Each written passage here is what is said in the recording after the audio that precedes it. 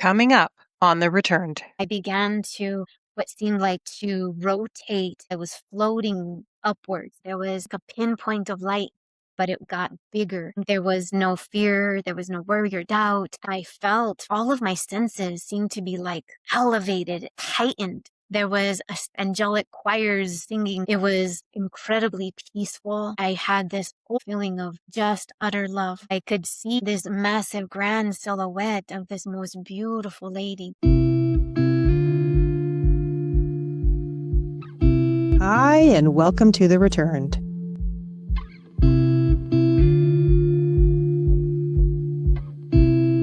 The truth always follows you back.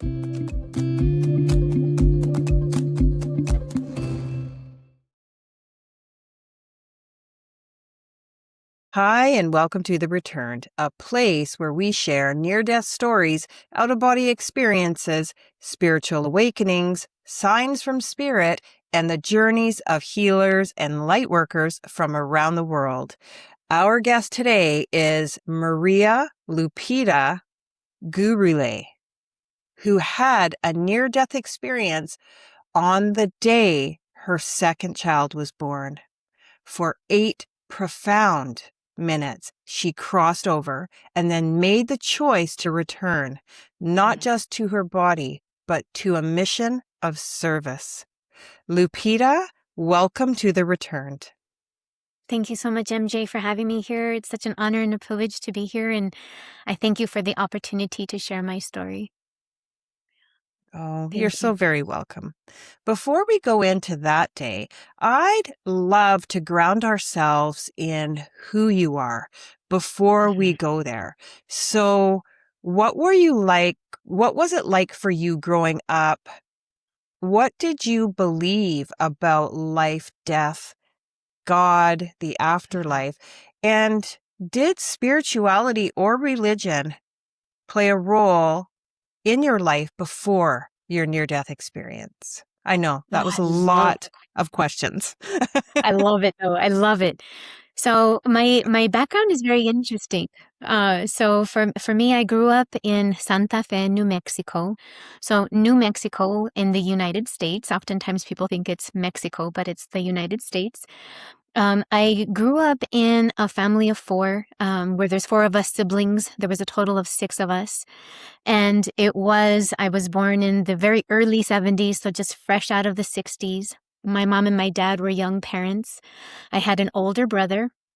And my dad was going to the University of Highlands here in New Mexico, and he was studying for his bilingual education.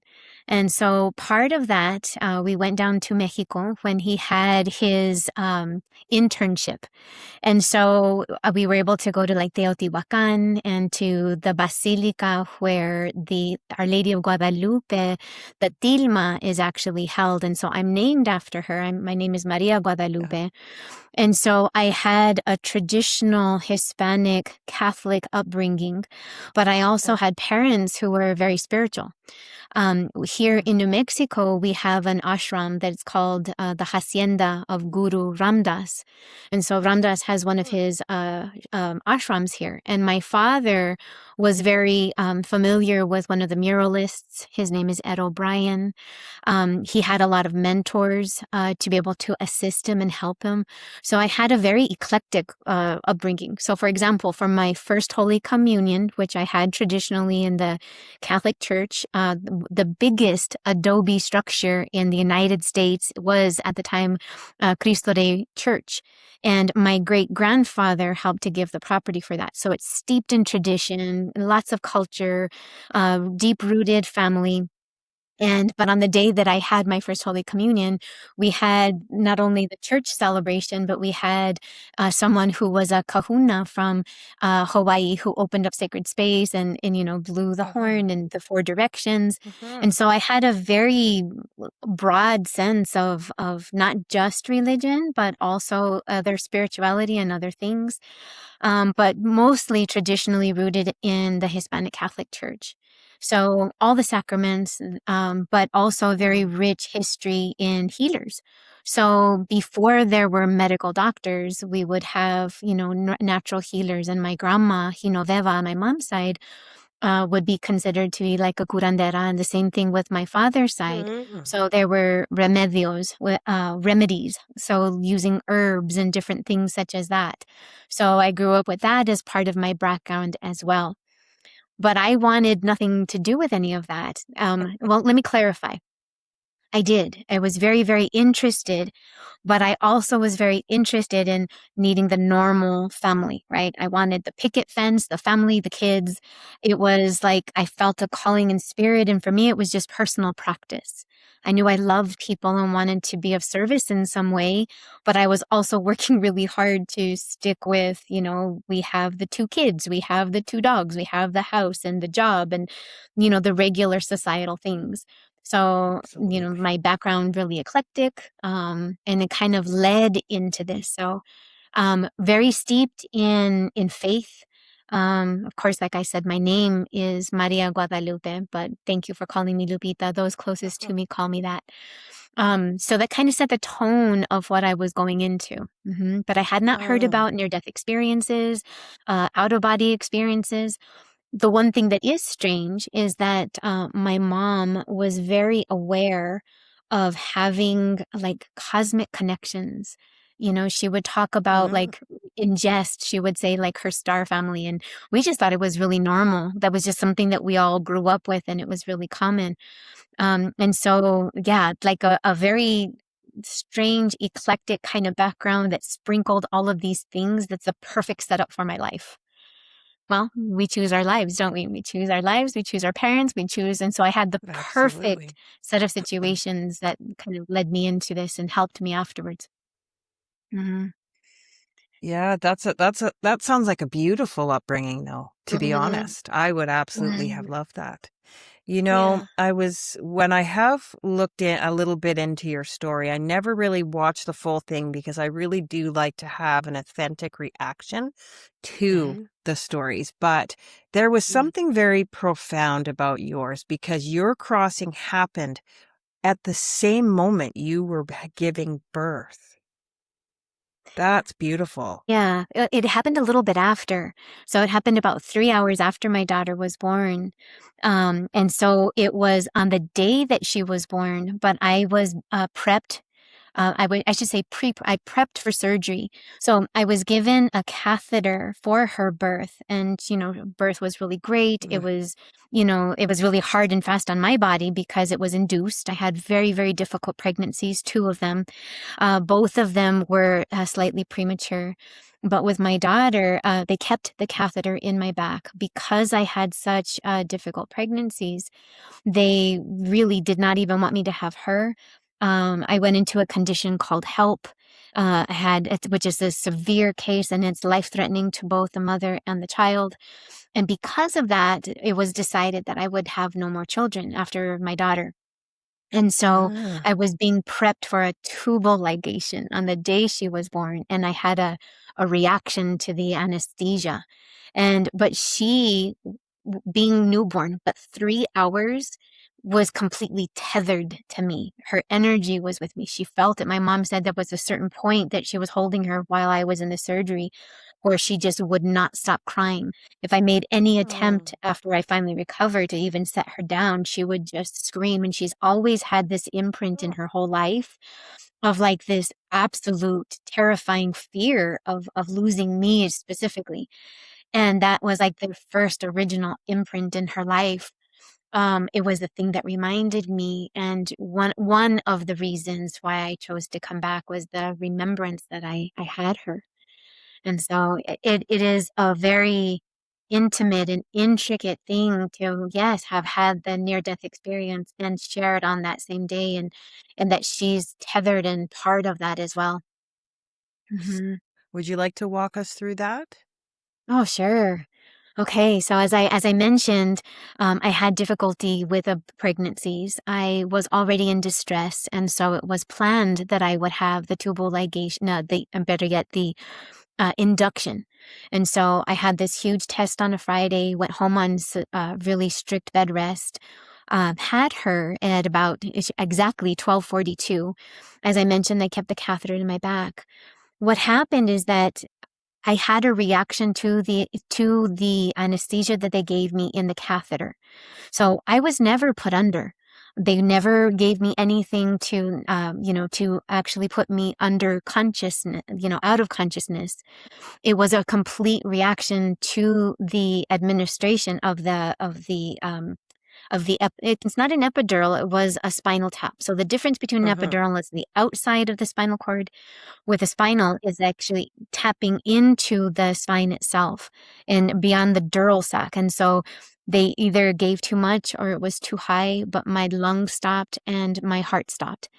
The difficulty is that because this is a regular surgery, they had planned to have the surgery in the surgery portion of the hospital, which is on a different floor. And we had to go down a hallway and down an elevator. Well, after the spinal tap was given to me, the anesthesiologist who administered it, I began to apparently lose some kind of like partial consciousness. And the last thing I remember was her asking me, are you okay? I glanced over and I saw my mom holding my daughter, and the very last conscious thought I had is, she's going to be okay.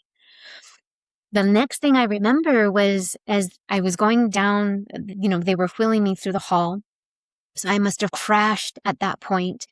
But it seemed like my awareness out of body, and I was seeing what seemed like somebody else in front of me. And I thought, well, that's so strange. Like, why are they like two of us, going down this hall? And then I realized, well, that's me. It was really like in that moment, kind of in and out. I remember the hallway, but seeing myself out of body. I briefly remembered the elevator, and then it was just utter chaos. Then the staff and the nursing staff, the surgeons were, getting the crash cart, needing to resuscitate me.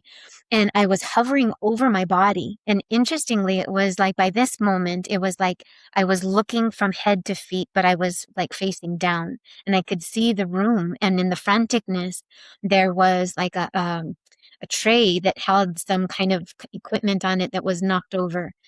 And the next thing that I recall is that I was like not only just hovering over and looking at myself and seeing all of this, but I began to what seemed like to rotate and somewhat elevate, but I didn't like go through the roof. It just seemed like I was floating upwards, while simultaneously there was like a pinpoint of light in the room, and the room just to be consumed in light.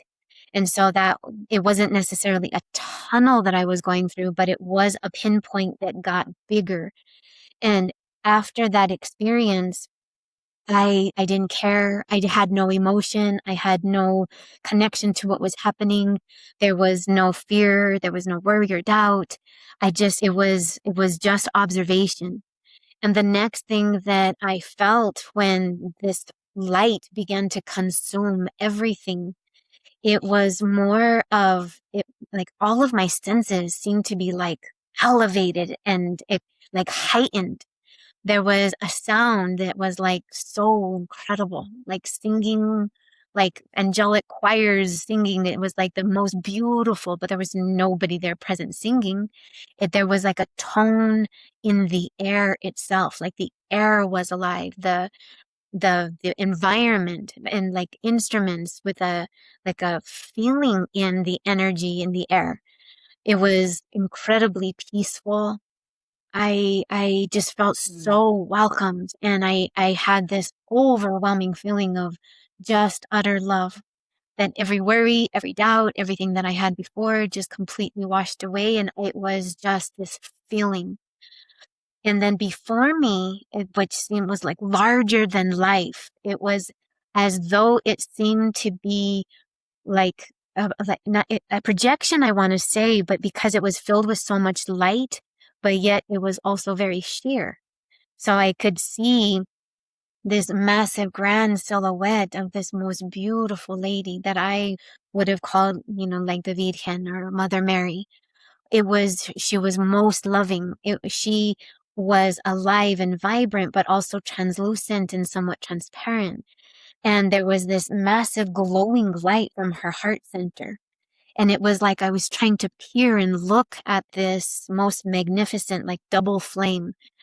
It was like an entwined red apart, and then this blue, and they seemed to like kind of go together. And it seemed to like rotate somewhat, but also like it was just the most beautiful, exquisite thing I've ever seen. And this massive beaming white light. And it was as though I knew that there was like something so important, like reverend, something divine inside of that light that was between those two fires. And as I was looking at her, it was like another image, also somewhat translucent, transparent, but that of like a masculine figure, a male figure, very soft, very gentle. I wasn't making associations at the moment, but I now reflect back and think like that. That was Jesus. And that's what it felt like, but it was mostly just their presence. They never declared or claimed, stated who they were, but it's like just this knowing at the heart center. And from that moment, I had a very distinct knowing and like a telepathic communication, absolutely with love, that I wasn't supposed to be there. I was refusing to leave. I didn't want to go. I wanted to remain and stay. And it was just this absorbing of this most incredible, beautiful, heavenly energy. It seemed to just like wash through me and give me such a sense of peace. From that, because I didn't want to leave, it was like the scene seemed to transform.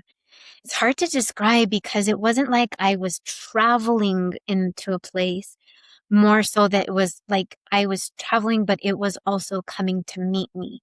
Almost like a collapsing, like a movement, but then an arrival at the exact same time. It's hard to describe, but I felt the presence of one specific, very powerful being. And then there also appeared with it three more beings. And it was, again, very loving, but it seemed to be more stern. And it was with this basic understanding, and again, everything telepathic. And so it was more of like a knowing rather than, of course, verbal communication or anything like that.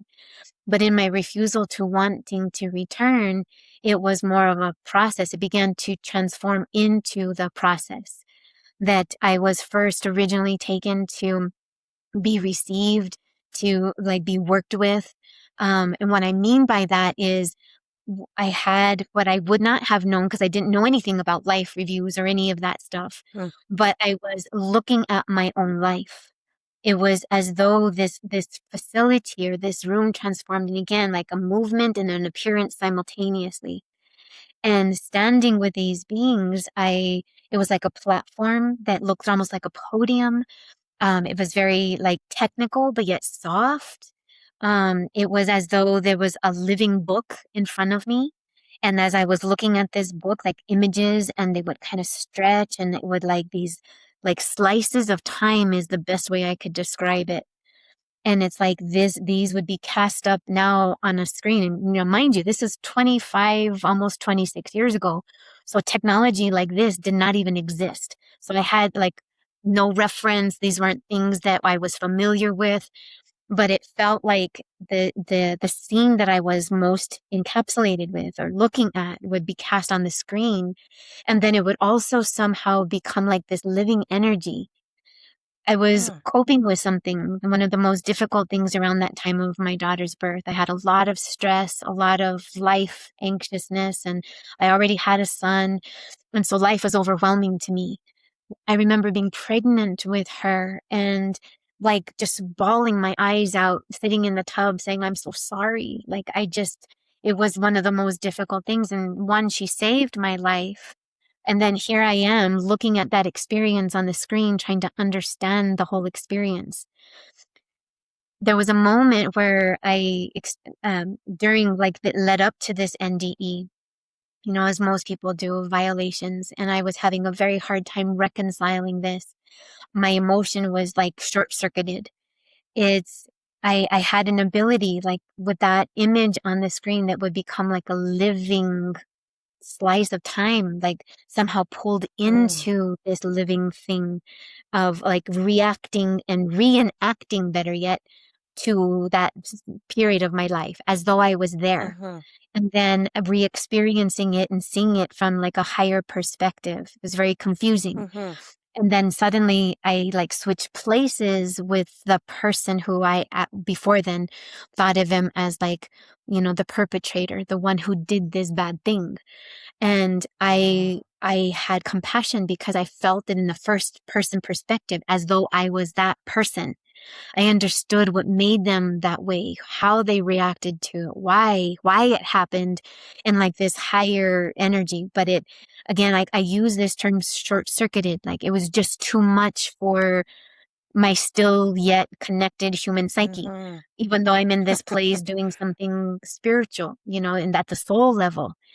So from that review and looking at all of that with this short-circuited, it was like overwhelming. I was like taken into by these three other beings that appeared.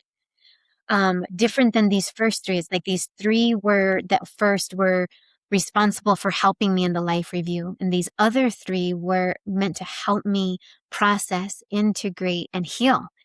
So I also, again, like transitioned to another place, movement and arrival simultaneous.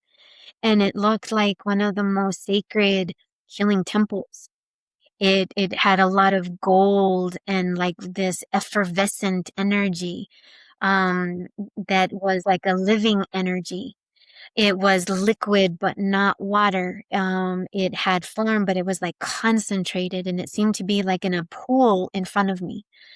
And so I was immersed into this solution, and it was like an acid bath is what it felt like, but it was so incredible because it seemed to like seep through every part of me and kind of reassemble and burn away the things that were too hard or too heavy, and helped me to really process, integrate, but release and heal, like a cleansing bath, like within my soul, within my mind, within my cells. It's like, and of course I'm there without a body, right? But my mind is perceiving it as though I'm still a body. And so from that experience, I was able to return to finish the life review. And so by now I'm already working with like six people, or six beings, if you will. And I now understand them, that they're all part of my divine council. And they introduced them with that in that way, but it made no sense to me at the time. I had no reference. I had nothing, to compare it to. And so after the life review, going into the healing cleansing, and then coming back to the life review, it was like I was able to, it was as though I had read the book, watched the movie. It was done. Like, wow, like that was incredible. I understand. And now from there, ready to transition into showing me other parts. And so these other three beings, different from the six already. So an additional three arrived. And from there, I was shown like some of the most magnificent things that we have no concept for here on earth. It was like heavens within heavens. It was, and seeing galaxies, seeing like the universe and how it's created, how everything and every single one of us is so divine. I could see the light in everything. And I knew that we had higher purpose, that we were so important. And I began to, after the life review, this portion was, there's a higher, bigger plan. There's something much greater.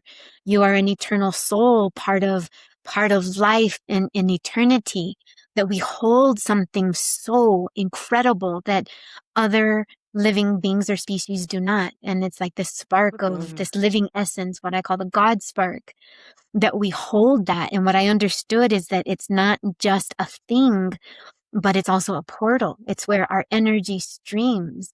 And so I was shown like this massive, complex, bigger structures, and just like the immensity of the universe. And like, it was just so intricate. I have no words yet to describe that fully. And so in this place is like to bring it down into something a little more tangible, if you will. It was as though I was taken what I call like the edge of this valley. And it was these rolling green hills of every color of green that you can imagine in front. Wow. But before me on this wasn't like a mountain. It was more of like a hill. And it was these deep rolling hills, but with valleys also in between them. And there was this most beautiful valley of flowers of every color, and colors that I can't even describe, that are like beyond our human spectrum. And it was this entire valley, and every single one of them had like this spark, this light. And as I'm standing on the edge, the one being was always with me. So it was the one plus the three. And standing on this edge, I mean, if you could dare say, took my breath away. I was in such awe of what I was seeing. And I knew through this like telepathic communication is that in my asking, like, where am I? I knew that this was like something extraordinary and special.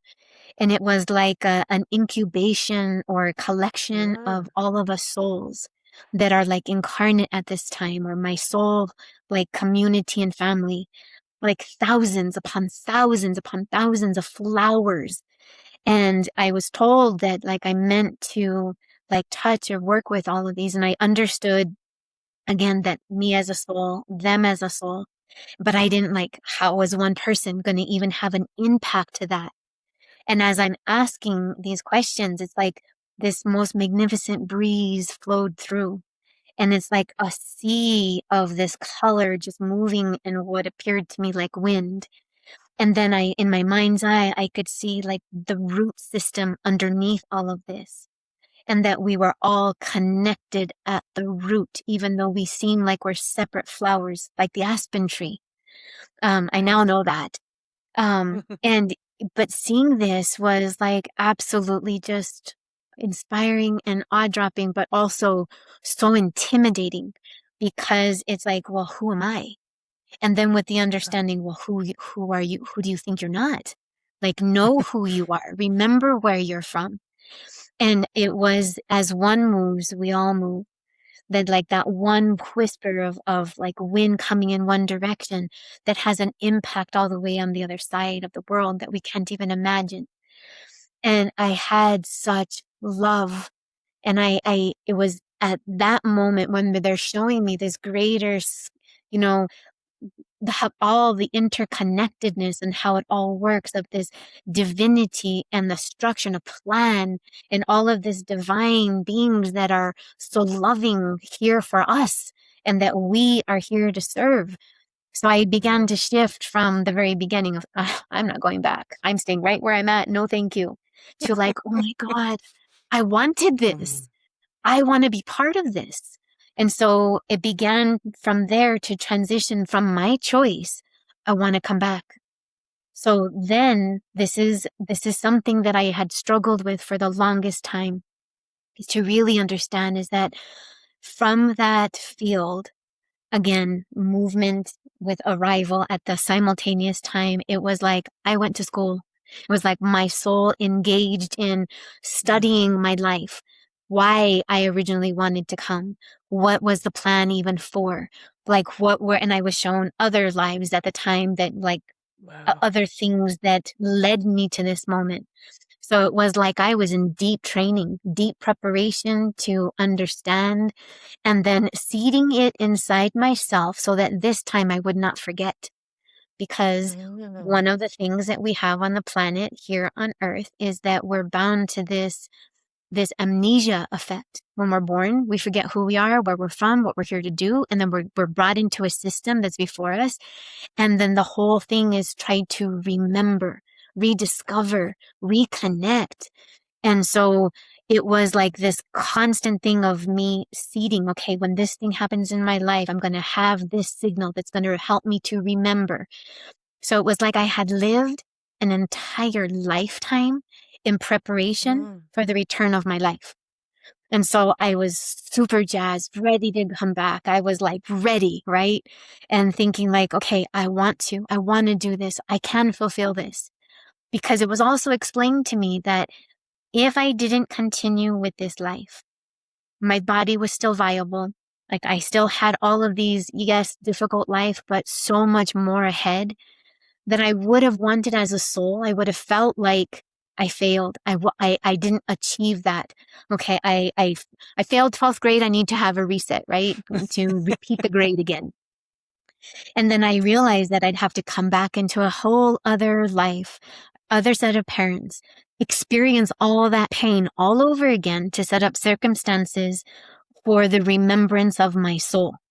Like nothing is done to us. It's something that we ourselves chose. And these are all the things that were explained to me. So I was all in. Why not just continue where I'm at? I have gone through so much already. I've trained for my return. Let's do.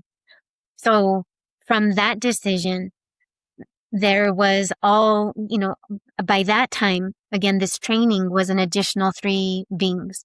It's like each group of 3 was responsible for a very specific part of my experience. Altogether, it made 12. And then there was one that was always with me, no matter what I was doing, always, like I call him my primary, like I would call that my guide.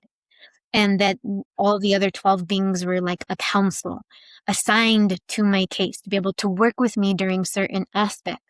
And they had very specific roles and responsibilities. And so with that, it was like in this place of all of them and like almost like a graduation of like, okay, you got this. You can achieve this.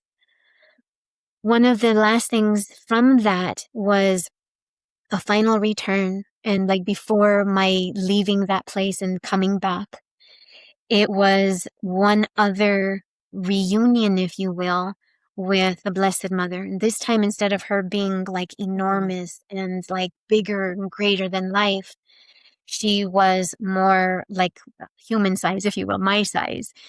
Also larger. I can see exalted. I can see like all of this energy.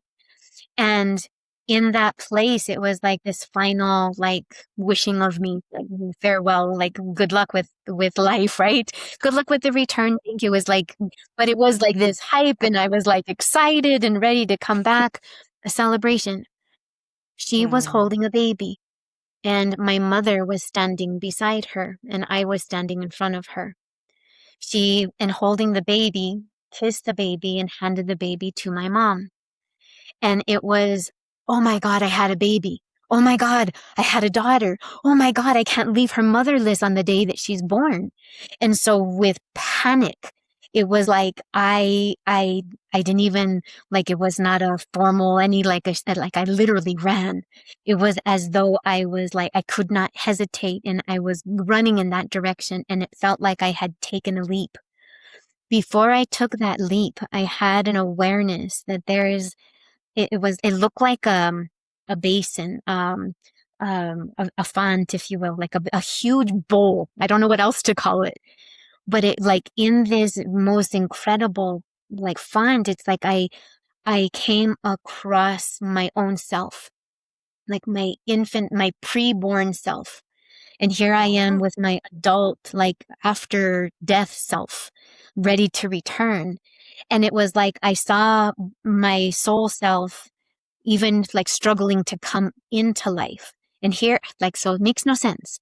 How is it that my after death self is meeting with my pre-birth self on the 2 sides of this font, right? Like an aspect of ourself. And it's like I had to tell myself, well, I can't go unless you go. I can't be here unless you're going. So it was like she had to jump first and then I jumped right after. And that has been something I've never shared before because I couldn't reconcile, well, how can I be split? And it's like a future self to a now self.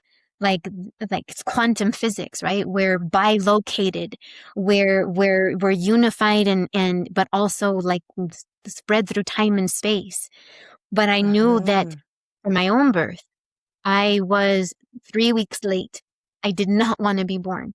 And my mom would always recount that story to me. And now I understood why. My pre-birth self was like, I don't want to do that. And it's like, I was the one who helped my pre-birth self come into life because I'm like, it's going to be okay. We're going to be okay. I'm born. We're here. We've got 2 kids. We're good.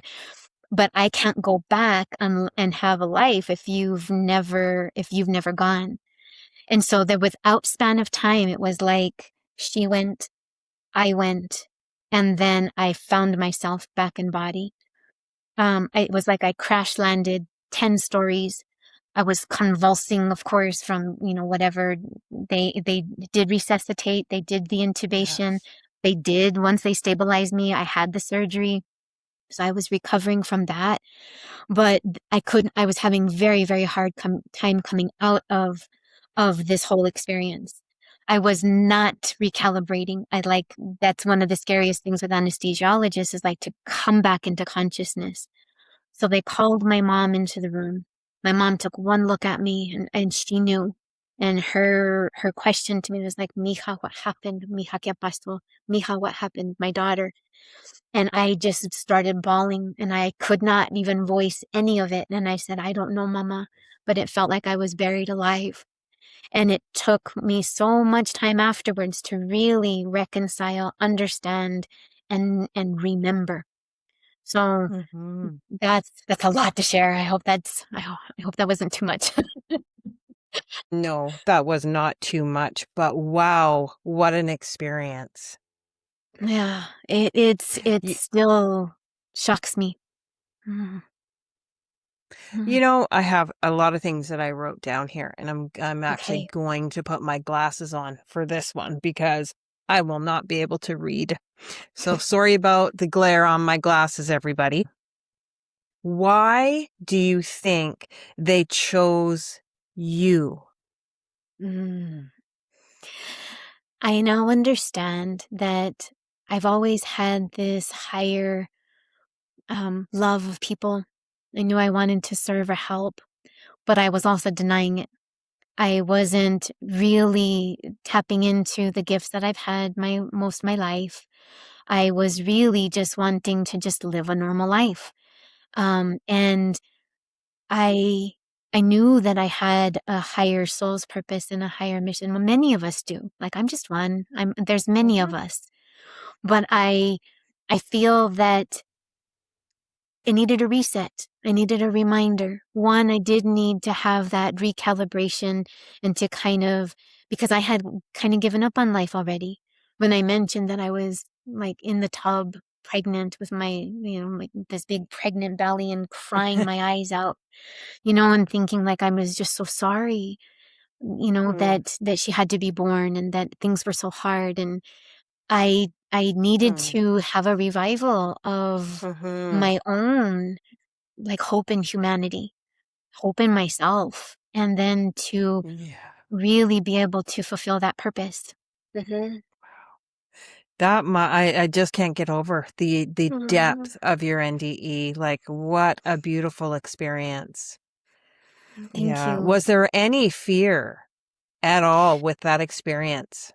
There was, when I returned, so, like, I'm able to speak to it with clarity now, but it was so excruciating for me after my return, because one, I had no reference. Two, there Mhm. was really nobody to be able to talk to about what had even happened.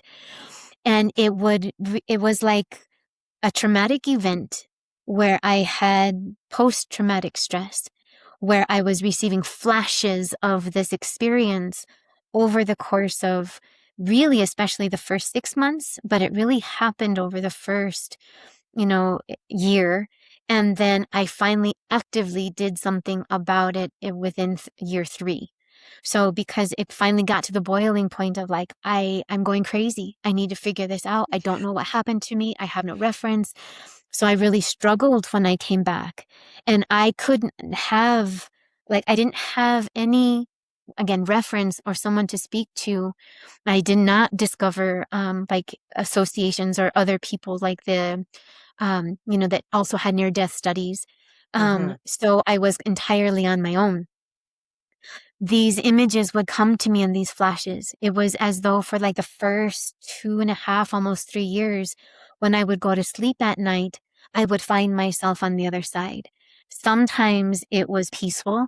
Other times it was so like disconcerting. And then it felt like, okay, just like a dream. what was that? Like, what happened? And I would try to hold on to it for as long as I could to remember. And then some things like it was consistent and constant.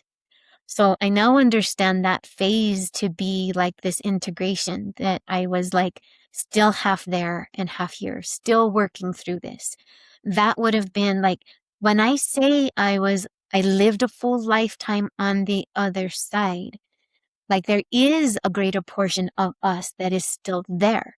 I do still feel that I have this connection and communion and communication from my higher self.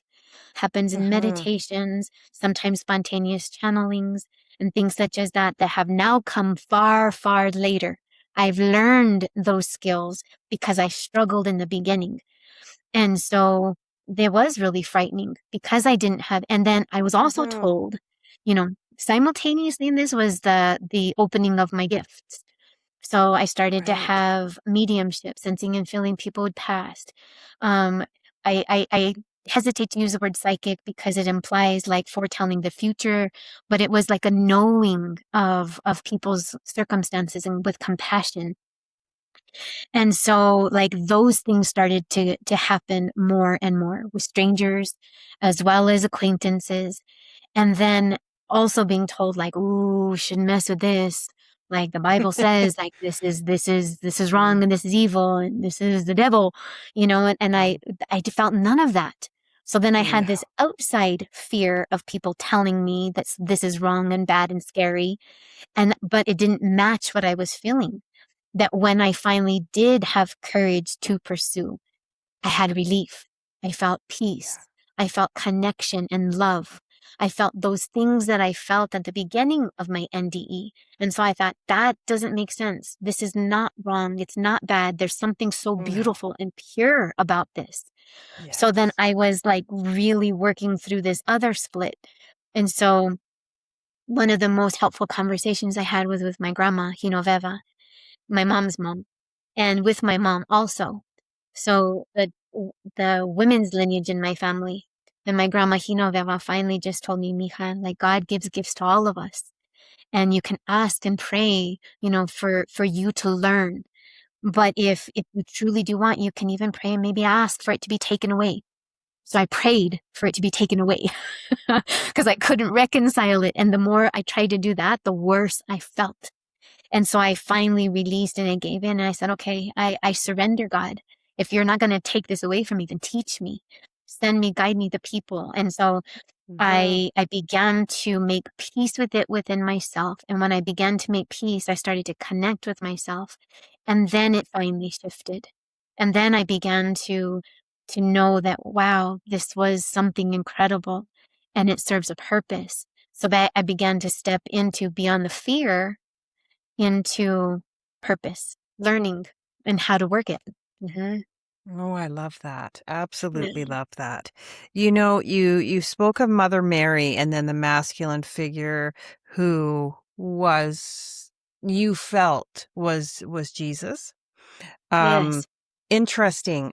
In my NDE, I didn't see Mother Mary, but Jesus, Hmm. he was there and he appeared extremely large. And I couldn't get over it for so long. I was like, why did he show up so big? Almost like larger than life. I felt like I was about that big next to him. It was Yes. so incredible. And you're one of the only other people I've ever heard say that. So that's why I actually noted that, because I'm happy to hear that somebody else felt that too. It was just gigantic to me. I'm so glad that you said that because you're one of the only others. Actually, you're the Mhm. only other that I've heard that actually saw them larger than life. One of the Large. parts that I neglected to say was that I saw their entwined hearts, like the flames of Mm. their heart fires, the red and that blue. It was like Mother Mary was the blue and Jesus had the red. And I finally understood that's like their joined hearts united in like purpose and mission. And like in our tradition, we know that there's the Immaculate Heart of Mary, and then Mhm. there's the Sacred Heart of Jesus. The Sacred Heart of Jesus has the thorns around his heart. the Immaculate Heart of Mary has these beautiful blossoms and blooms. And I never understood these two separate images that have been with me and around me all my life, that I finally, like years later after my NDE, was like, oh my gosh, I get it. Their hearts are entwined. They have these two parts of this heart. And it was shown to me. And I also think that, oftentimes I don't want, I want to give honor to my experience, but I know that oftentimes people will be like, oh, Mother Mary and Jesus, and like thinking it's too religious based. One, I think it's because of my background that I would have expected to see them. But two, I've now understood that they showed themselves to me in a higher purpose because they too were souls on the planet who were also part of wanting to usher in and make change. And so I understood that at a higher purpose, like to be part of that Christ consciousness, this divine order of souls that have chosen to take that path. And it's not something that I understood then, but I now understand after like working with it and integrating the things that have happened to me. I have much greater understanding. It's such an incredible experience. And once you've had that, you just can't go back, I feel, Yeah. to a normal way of, or an older way of living or thinking. You mentioned something about all the different beings that kept coming in threes. Now, what did those beings look like? Were they just light beings, or? They to me, the way that they looked is not like these very distinct facial features. It's like almost like they had a different like tone of color. It's like a translucence, but like a cloth, like these robes in a sense.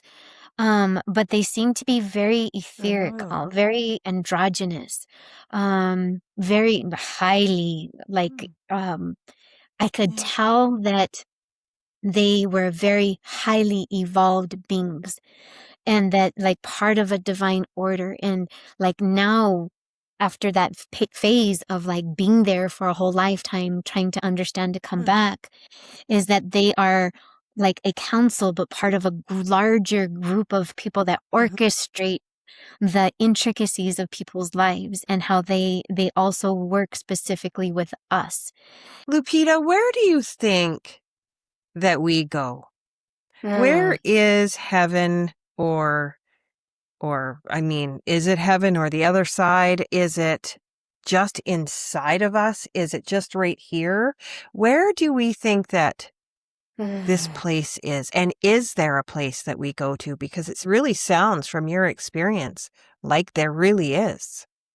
Thank you for that. Wow, I love the question. Okay, that's never been asked. I feel that like if there is a tangible place, okay, if we want to call it that, but it feels like it's another dimension.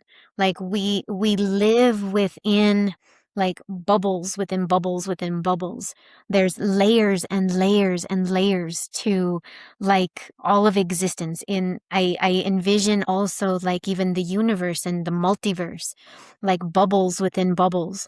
It's like a construct that is so far beyond our understanding. I think that while we're here, we have the ability to connect into that space within ourselves.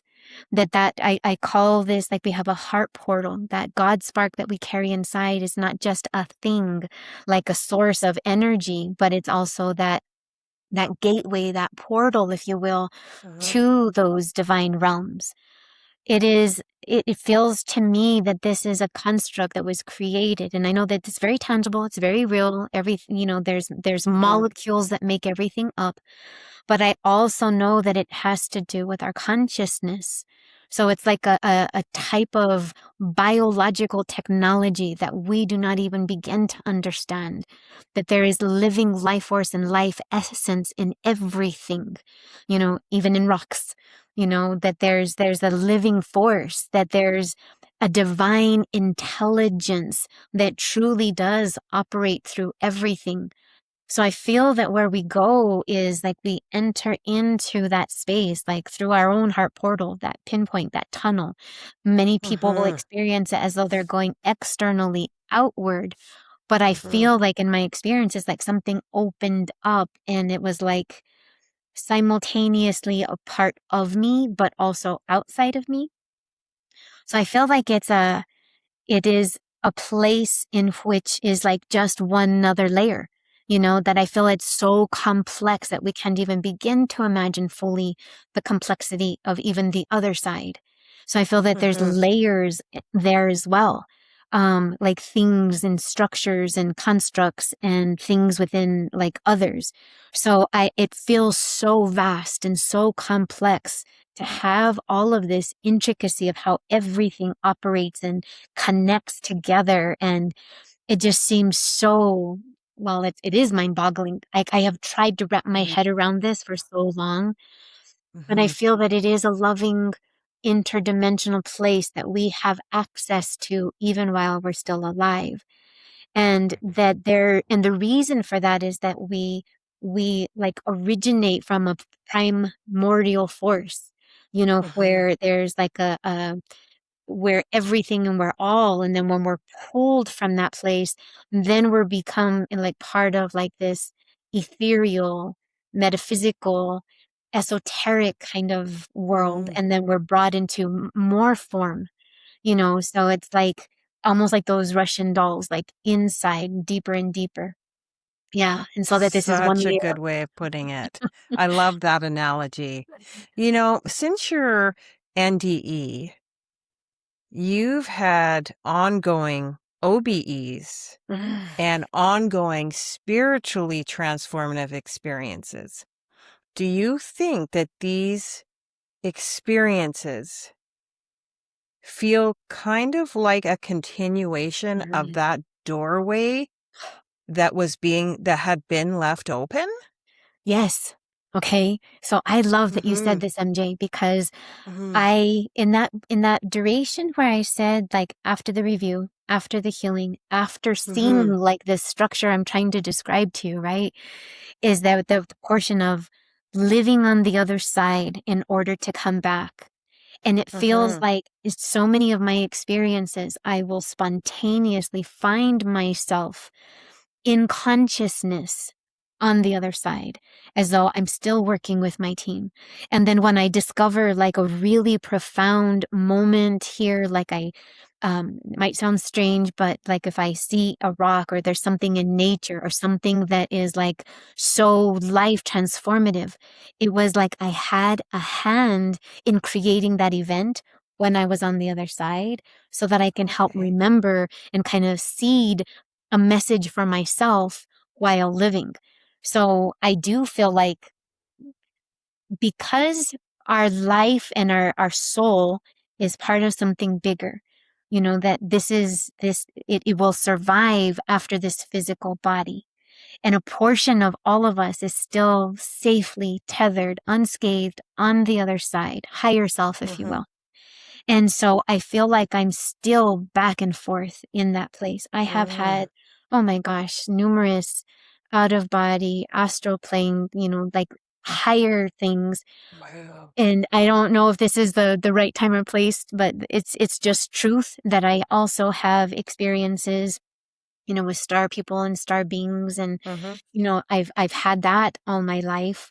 And when I mentioned at the very beginning, when you asked about my background, and I kind of Mhm. joked with it, or like my mom knew she was a star seed and talked about her star family. That was a part of our everyday life. Mhm. And I had experiences as a child that I didn't recognize until after my NDE because I had clarity about what happened. There is a divine species, not just one, but several, and in a cosmic organization of multitude of beings, and that many of us are here are part of their soul family, and we're incarnating here on the earth at this time, what they would call star seeds, to help transition this change on the planet. And what I discovered, not in the moment of my NDE, okay, not at that time, it was like I seeded these Mhm. things when my knowledge my awareness would catch up in order to receive this. Because if I carried this in the very beginning, it would have been like conscious cracking. Okay. It would be like I wouldn't be able to reconcile this. And so it was leading up to it, seeding the information, preparing me, gathering, getting to this place to where this knowledge that finally came to me, that I wouldn't be in absolute resistance and shut it down. I would have thought I was crazy. Still sometimes think I do, but I had to be very careful because in my own family, there is a history of, my mama's beautiful uncle, my uncle, my mama's brother, was diagnosed schizophrenic, but they're highly gifted, like interdimensional, like they're extraordinary beings, completely misunderstood. And so I didn't want a misdiagnosis. And so I was careful with the things that I would say. So I don't know if I answered the question. I kind of went off into a whole thing. Yeah. I think you were asking me if I felt like I lived a whole life or like the time. And absolutely. I still work it. Mm-hmm. It sounds like spiritual breadcrumbs. So leaving these little spiritual breadcrumbs for you, and then you remember. I've used the analogy of like, I have been building like a 10,000 piece puzzle and with nothing but clouds and sky, right? Everything looks the same. So I've been collecting these puzzle pieces all along, and then I'm holding all these pocketfuls of puzzle pieces until I'm like, oh, that's where that one goes. And then something will happen and boom, boom, boom, boom, all of these, like this sector will fill in. And I'm like, that's how that goes. But then there's all these like open little gaps. So I have been putting together this puzzle for 25 years. Yeah. Isn't it something? Isn't it? What a wonderful world. Serious. I truly do feel that way. I want to go in a kind of different direction. Okay. So you speak a lot about reading the Akasha and exploring alternate realities, higher dimensions. For someone hearing that for the first time, what does that actually mean, and what are you accessing, and where is that? Oh, okay.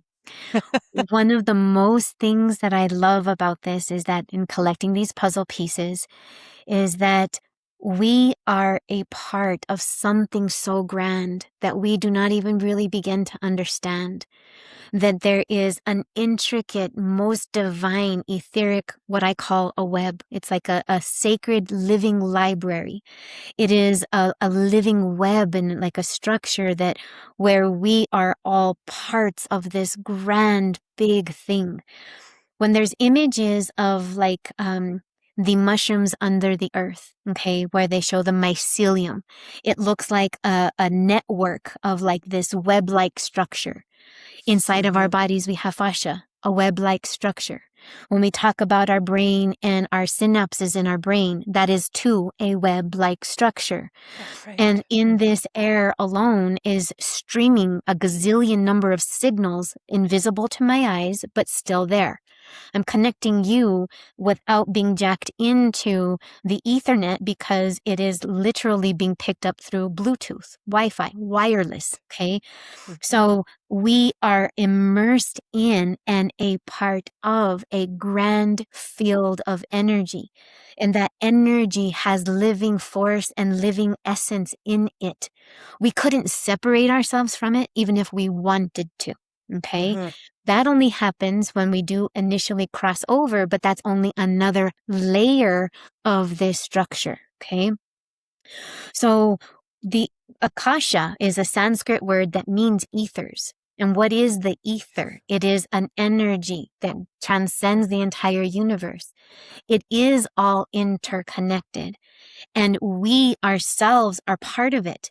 All information, anything accessible, like anything that is there. Telepathy is a thing because we're connecting into a field of energy that transmits. So when I do, it's commonly known as Akashic record reading, but it's really tuning in and feeling the ever subtle essence and vibes, through this field of energy. And we're all part of it. And so someone who's brand new listening to this, to know that we are part of something incredible, that this is where quantum physics comes in and quantum mechanics, understanding the microscopic, that, and even for electrons, when they do these tests, they can actually see that there's these particles that they couldn't really identify, and they're superimposed in two places at the same time. So in science, these things are provable.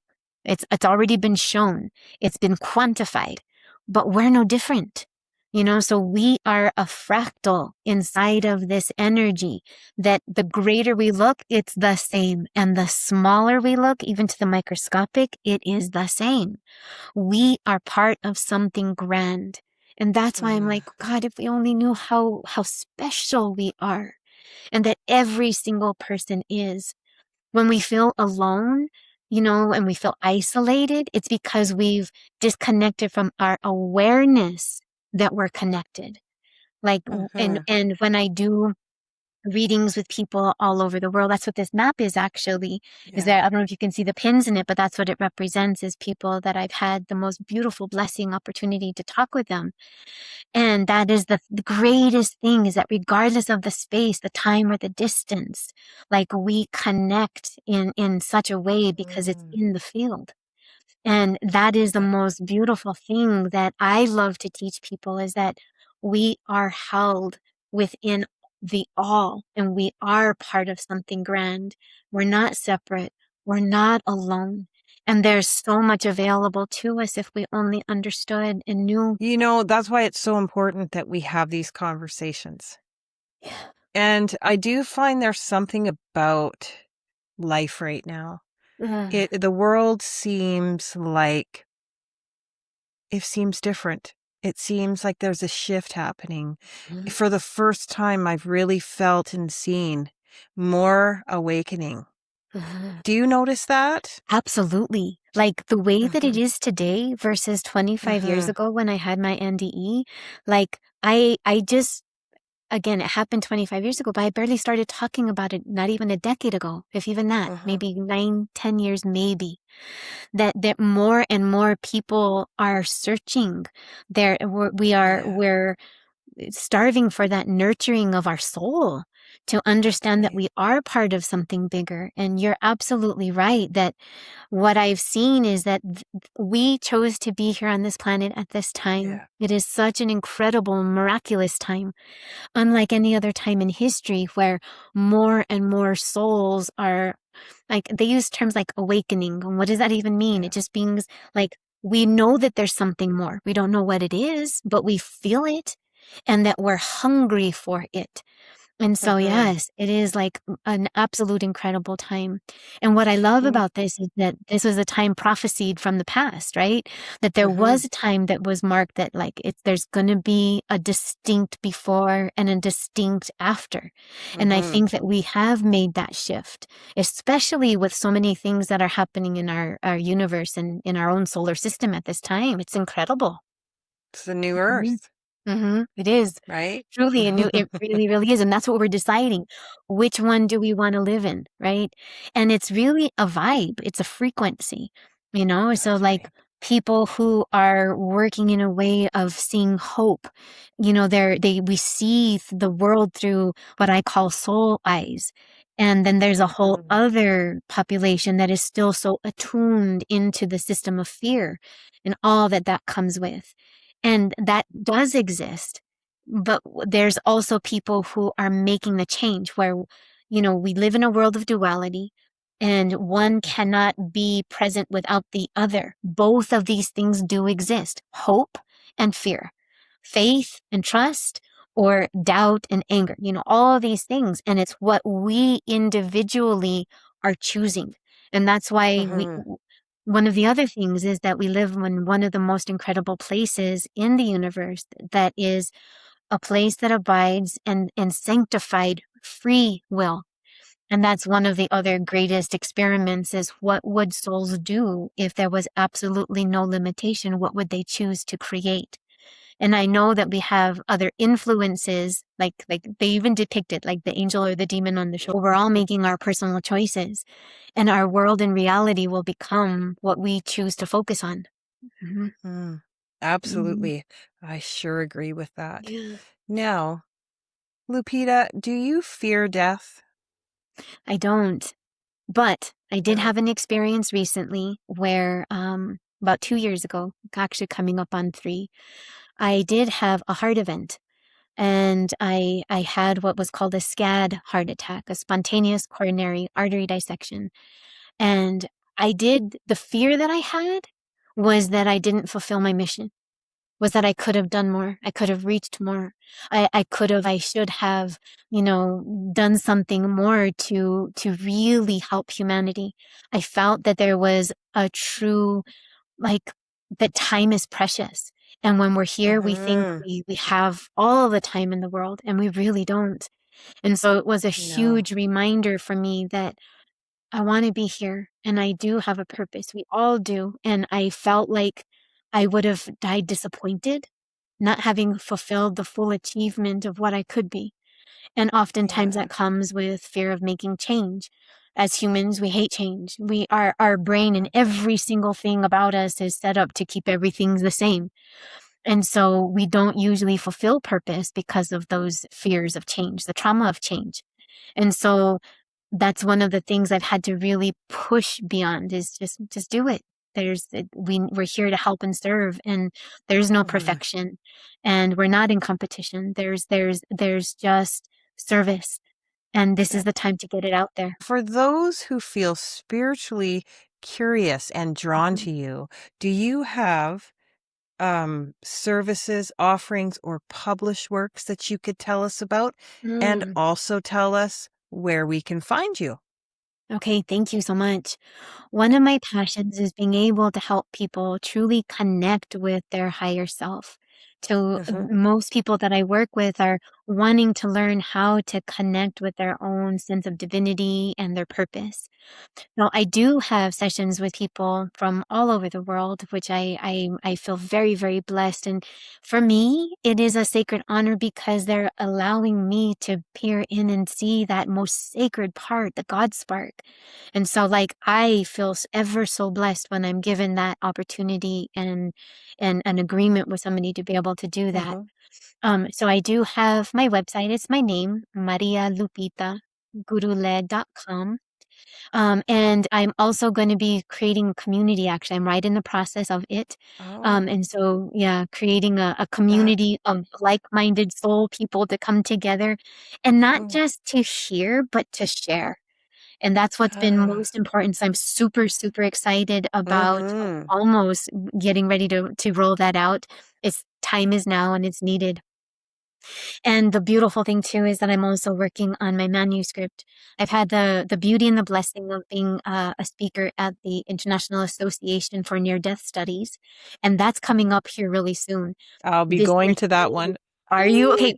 I'm Okay, so MJ. excited. We'll meet each other then, MJ, okay? So I'm putting in a proposal, and their theme this year is consciousness, which is all of the things that I just talked about. And so I'm super, super excited about that. I have a YouTube channel that I am reviving. And so I've been dormant for about 2 years, but I'm finally ready to get back to it for exactly the reasons that you said. So this has been such a beautiful opportunity to be able to breathe life back into that purpose of bringing information to the public. And we're going to have all those links in the description. And I have one last question for you because it's my signature question. And what would the return to be without a signature question, right? So, Lupita, everyone returns with a truth. After everything you experience, what truth did you return with that you think humanity needs to know? Okay. So the truth that I have and hold in my heart is exactly that we hold something so sacred within ourselves, that if we connect with that part of ourselves, that thing that we've been looking for in every single place other than where it exists. We will find everything that we're looking for, that sense of self, safety, security, sense of home, of belonging, of love. We are part of something so extraordinary. We are not alone. We have that God spark, and that we can access this. Every single one of us has the ability to do that. So more than we know, more than we think. And if we just let that guide and lead us from this heart center, then we can't go wrong. Thank you. You know, I can't begin to thank you enough for being here today and having such a wonderful conversation. You're an incredible woman. Well, Just incredible. And there is something so deeply sacred about a woman who crosses into eternity on the same day she gives life. Yeah. Your story reminds me that the veil is a lot thinner than we think, and that birth and death are not opposites. They are doorways. I am so grateful for you being here today and bringing your light to the returned. Thank you. Thank you so much, MJ. Thank you for having this beautiful podcast and these opportunities to You're be able to share in this way. And I pray that this may at least serve at least one person out there, and that would serve well. And I know with the many. So yeah, I thank you for that opportunity. And it couldn't have been said more beautifully. That truly my life has been completely entwined with life and death, including my own, as I described. So thank you. Yeah. You're very welcome. This has been so enjoyable. I loved it. I'm so happy. To everyone watching, may this story remind you that we are not confined to one dimension. We are not limited to one lifetime, and we are never separate as we think. Birth, death, return, they are part of the same continuum. And until next time, stay open, stay curious, and keep returning to the truth within you.